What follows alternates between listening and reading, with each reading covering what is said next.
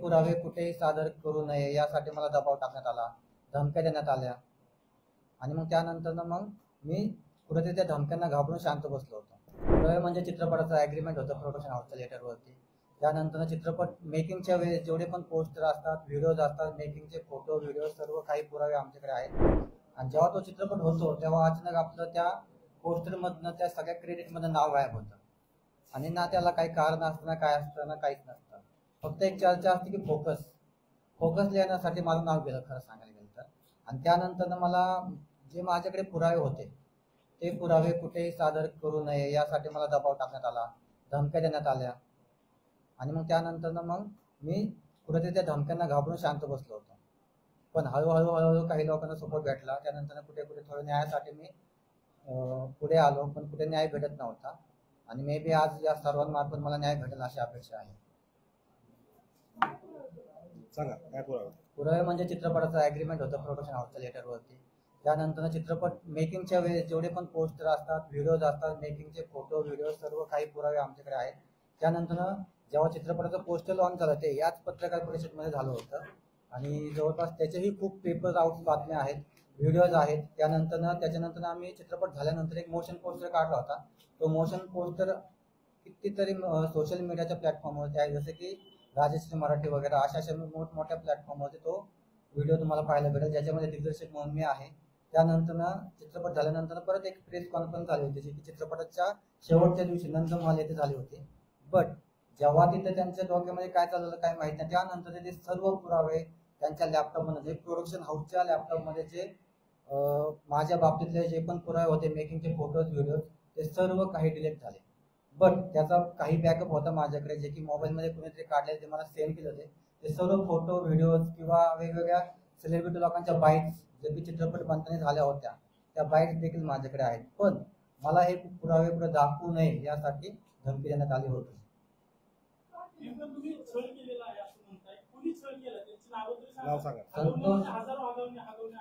संतोष वसंत हागवणे. ते त्यांचे काका आहेत, चुलत काका आहेत. कोण? मग ती गाडी जी वापरली आहे चित्रपटाच्या दरम्यान, त्यांची गाडी आपल्याकडेच होती, डिफेंडर.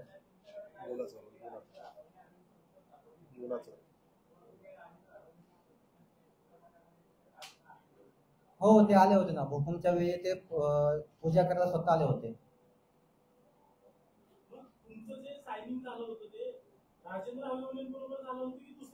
दुसरे हागवणे, संतोष हागवणे.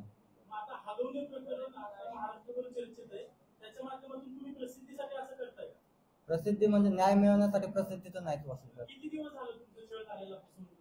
ते तर अजून पण होतीये, अजून सुद्धा मी कोर्टामध्ये हेच करतोय ना. म्हणजे कोर्टामध्ये दिवाणी माझी केस चालू आहे.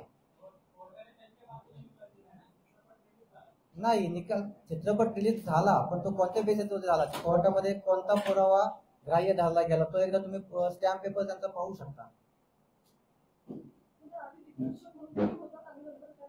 हो, चित्रपट झाल्यानंतर माझं नाव काढलं.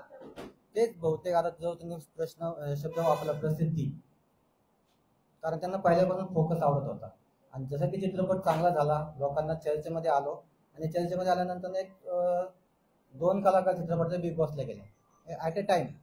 मग कुठेतरी असं वाटलं चित्रपट पुढे मोठा झाला तर तो स्वतःही दिग्दर्शक बिग बॉसमध्ये जाऊ शकतो.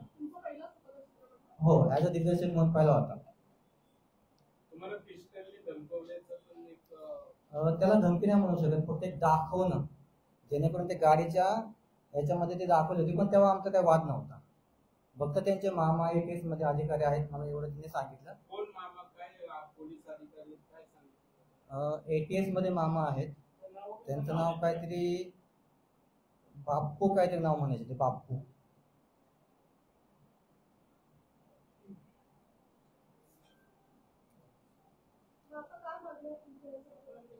माझं नाव, जे माझं क्रेडिट होतं चित्रपटाचं, ते क्रेडिट, आणि जेणेकरून आता चित्रपट झाला एवढे सगळे पुरावे असताना देखील माझ्याच विरोधामध्ये खूप सारे चुकीचे तक्रारी महामंडळामध्ये त्यांनी केलेले आहेत. त्याचंही लेटर मी घेऊन आलेलो आहे.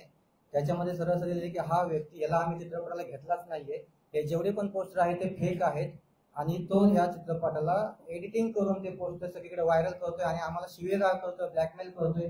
हे सगळेचे सगळे पुरावे मी आणून तिथे ठेवलेले आहेत. आता तुम्ही स्पष्ट करणार का की तुमचे झालेला छळ आणि राजेंद्र हगवणे यांचा काहीही संबंध नाही? तुमचा संतोष हगवणेशी हा सगळा वाद आहे, राजेंद्र हगवणेंचा काय संबंध आहे? हा, माझा संतोष हगवणेंचाच वाद आहे. राजेंद्र हगवणे यांचा पर्सनली मला आतापर्यंत काही हे नाही झालेलं. हा, ते सेटवरती आले, पूजा केली, बट शेवटी निर्माता जो असतो त्याचा दिग्दर्शकाशी संबंध येतो. बाकी त्यांचे जे रिलेटिव्ह आहेत ते त्यांच्या कॉन्टॅक्टमध्ये असतात. सोशल मीडियाच्या भाऊ गर्दीत विश्वासार्हतेने चकाकणारे नाव म्हणजे लेट्सअप मराठी. सगळ्यांना, सगळ्या नागरिकांना ती स्पीच, ती लेट्सअप वरील मुलाखती म्हणजे विचारांचा खजिना. त्यानंतरच्या निवडणुकीमध्ये मला सोडून गेले. बातम्या केवळ वस्तुस्थिती सांगणाऱ्या, न प्रोपगंडा, फक्त जनतेचा अजेंडा. क्योंकि आने वाला कल जाने वाला है, जाने वाला कल आने वाला है. राजकारण, मनोरंजन असो की क्रीडा क्षेत्र, महाराष्ट्राची स्पंदने संवेदनशीलतेने टिपणारे माध्यम म्हणजे लेट्सअप मराठी. जगासोबत एक पाऊल पुढे राहण्यासाठी लेट्सअपचे ॲप, सोशल मीडिया आणि वेबसाईट सोबत कनेक्टेड रहा.